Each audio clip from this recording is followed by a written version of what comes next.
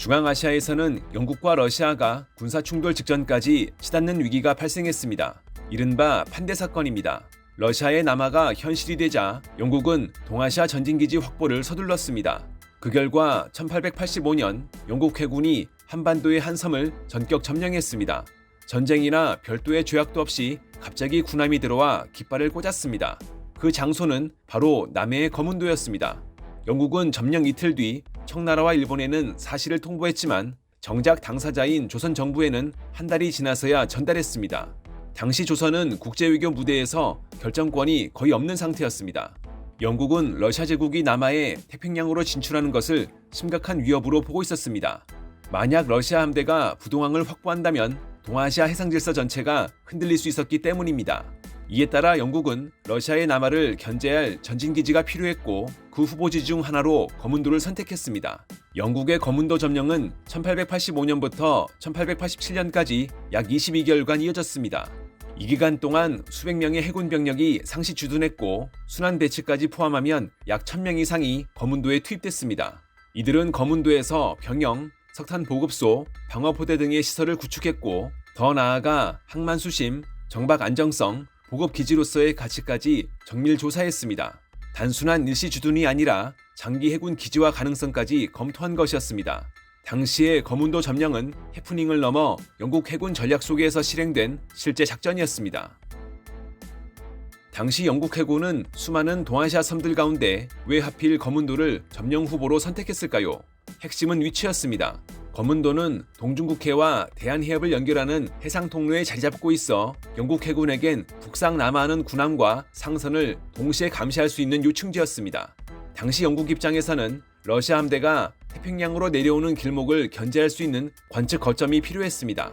항만 조건도 중요했습니다. 거문도는 3개의 섬이 병풍처럼 둘러싼 구조라 안쪽 수역에 천연 방파제 역할을 했습니다. 정박 안정성이 매우 높았고 일부 해역은 대형 군함도 접근 가능한 수심을 갖고 있었습니다. 당시 영국 해군은 이곳을 태평양에서도 드문 수준의 정박 조건을 갖춘 항구로 평가했습니다. 단순 중간 기착지가 아니라 함대가 머물며 재보급할 수 있는 후보지로 평가된 이유입니다. 또 하나는 거리였습니다.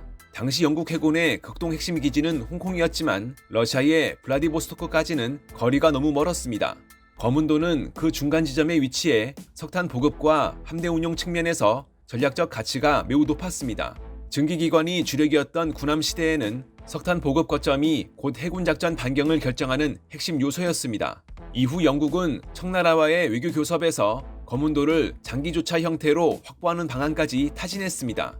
그렇지만 당시 조선 외교에 실질적 영향력을 행사하던 청해 실권자 이용장은 이를 강하게 반대했습니다. 이용장은 영국의 거문도를 허용할 경우 러시아가 조선 북부에 영흥만 같은 항구를 요구하거나 점령에 나설 가능성을 크게 우려했습니다. 한 곳을 내주면 열강이 연쇄적으로 거점을 요구할 수 있다고 본 것입니다.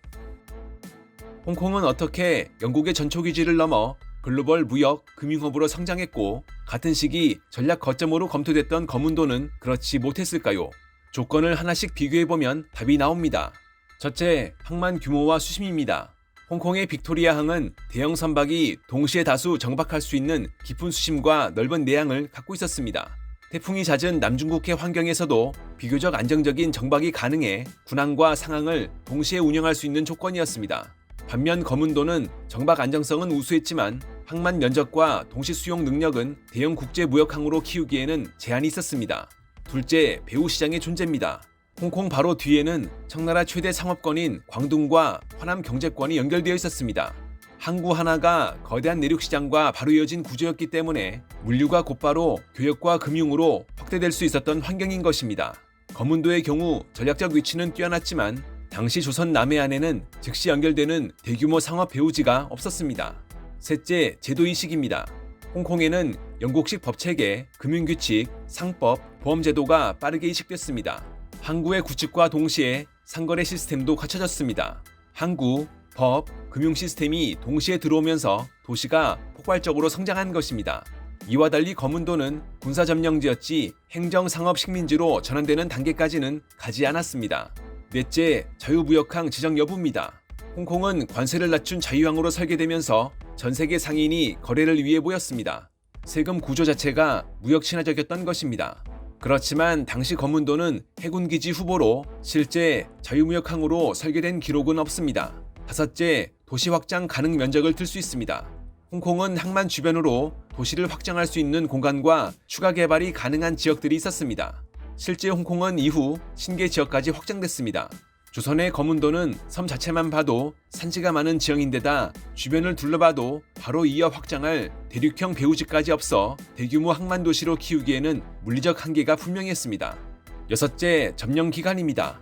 홍콩은 150년 이상 장기 통치가 이어지며 항만, 무역, 금융으로 단계적 성장이 가능했습니다. 하지만 거문도는 약 22개월 점령 후 철수했습니다. 도시로 발전시키려는 시도를 할 만한 시간 자체가 없었습니다. 점령은 2년 만에 종료됐지만 외교교섭 단계까지 진행됐던 만큼 일부 연구자들은 거문도가 홍콩과 유사한 장기조차 거점으로 발전할 가능성도 있었다고 평가했습니다. 만약 영국이 철수하지 않고 거문도를 장기 조차지로 확보했다면 변화는 항구 하나에 그치지 않았을 가능성이 있습니다. 이 경우 거문도는 금융 중심지가 아니라 군항 중심 구조로 형성됐을 가능성이 큽니다. 영국은 섬 해안선 곳곳에 포대를 설치하고 고지대에는 관측소와 신호기지를 운영했을 것입니다. 항만에는 군함과 보급선이 상시 정박하고 석탄 저장고와 수리조선 시설이 함께 들어섰을 가능성도 있습니다. 인구 구성도 달라졌을 것입니다. 조선인 주민과 함께 영국 해군, 기술자, 상인들이 드나드는 국제 거점이 형성됐을 수도 있습니다. 일부 지역에서는 영어가 행정과 교육 언어로 먼저 쓰였을 가능성도 있고 조선 화폐와 함께 영국 통화가 함께 유통되는 특수구역이 생겼을 가능성도 있습니다. 도포를 입은 선비와 영국 해병대가 같은 항구를 오가는 이질적인 풍경이 펼쳐졌을지도 모릅니다. 이러한 거문도는 출입통제구역이 넓고 군사 보안이 우선되는 항구도시 형태였을 가능성이 큽니다. 성격으로 보면 무역 허브라기보다 해상 통로를 잠그는 열쇠기지, 즉 현재의 지브롤터나 몰타처럼 제국 해군의 바다 요새에 가까운 모델이라 판단할 수 있습니다. 규모는 작아도 전략 영향력은 매우 큰 거점입니다.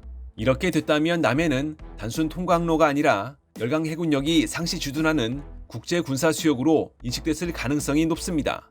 항구 하나가 지역 해양 질서 전체를 바꾸는 변수가 되었을 것입니다. 결국 거문도는 홍콩이 되진 않았습니다. 하지만 분명한 사실이 있습니다. 당시 세계 최강 해군이 실제로 선택해 점령했고 장기 거점화까지 검토했던 전략 섬이었다는 점입니다. 역사는 언제나 거대한 전쟁이나 조약만으로 바뀌지 않습니다. 때로는 항구 하나, 기지 하나, 보급 거점 하나가 해양 질서와 외교 구도를 바꾸기도 했습니다. 거문도는 2년 만에 반환됐지만 만약 그 결정이 달랐다면 남해의 지도, 한반도의 해양 전략, 열강의 움직임까지 바뀌었을 수도 있었을 것입니다. 여러분은 어떻게 보십니까? 거문도가 영국 조차지로 남았다면 한반도의 근대사는 얼마나 달라졌을까요?